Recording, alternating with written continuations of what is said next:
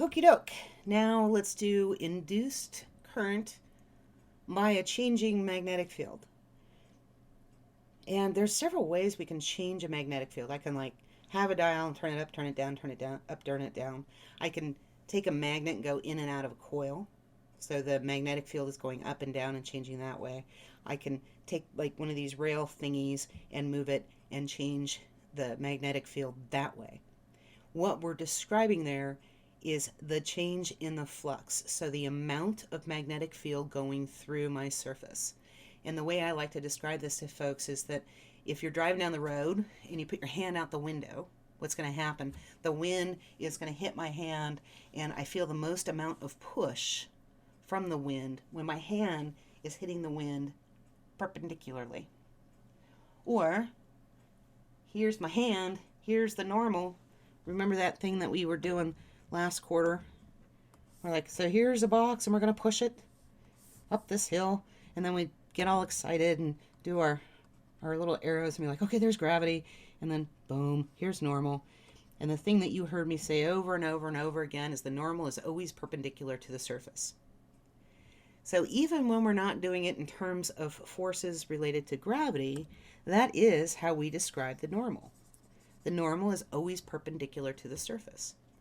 So if my hand is normal to the source of whatever flux is, so my magnetic field, my electric field, my whatever, then I'm maximizing it. The change in the angle is we always take from the normal. But let's not fixate on that right now. Let's just think about now I have this rail moving, and I'm increasing the flux because I'm increasing the surface area. So I make my hand bigger and bigger and bigger and bigger.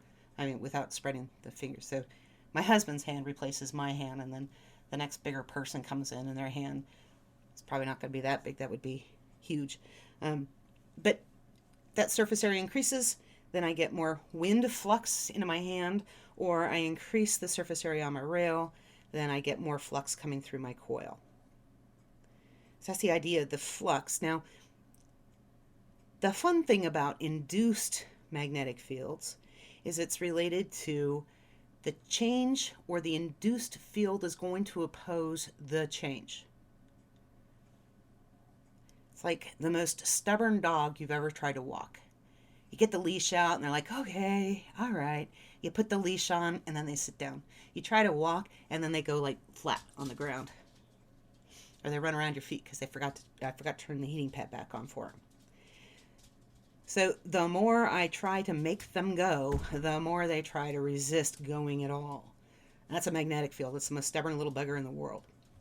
And so in this particular case, remember our X is into the page, and then a dot would be out of the page. So what do I have? I start off with you could think of it as starting off with 8 little crosses in there, and I start moving the rail. So I'm getting more and more crosses. What this is saying is that the initial magnetic field from this picture is coming out of the page. I'm adding more to it, going in the same direction, so I'm getting more and more and more crosses coming out. What opposes that change is this increase then is going to be a fight against it.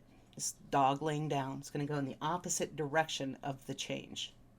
It's opposing the change in magnetic field.